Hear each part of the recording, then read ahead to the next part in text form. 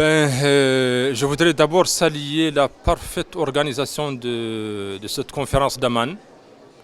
Et au passage, je ne saurais passer sans exprimer mes remerciements pour les autorités marocaines et pour la MAP particulièrement pour la chaleur de l'accueil et la générosité, mais aussi pour la très bonne organisation.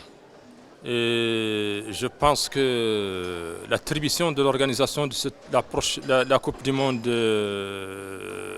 entre trois pays, le Maroc, le Portugal et l'Espagne, est vraiment un événement majeur dans la mesure où, premièrement, c'est la première fois à ma connaissance que cette coupe est attribuée à l'organisation de trois pays.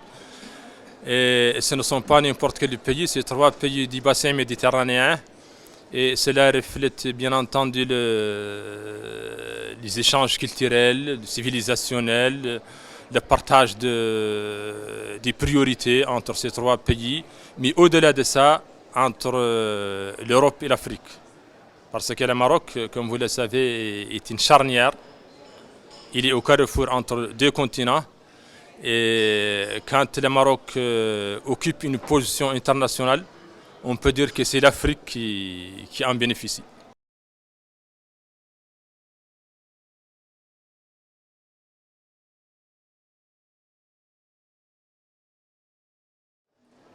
Bon, cette session de l'Amman a été accompagnée d'un symposium sur le rôle du football ou du sport plus généralement au-delà des frontières.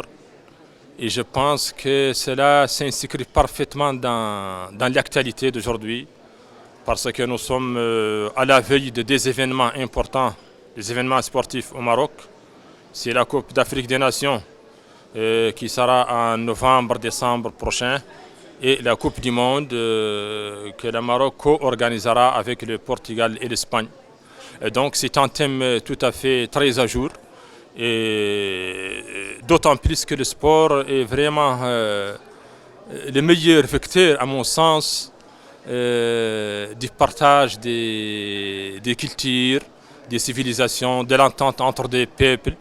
Et c'est donc, comme je l'ai dit auparavant, ce n'est pas seulement entre le Maroc d'une part, le Portugal et l'Espagne d'autre part, mais c'est entre l'Afrique et l'Europe.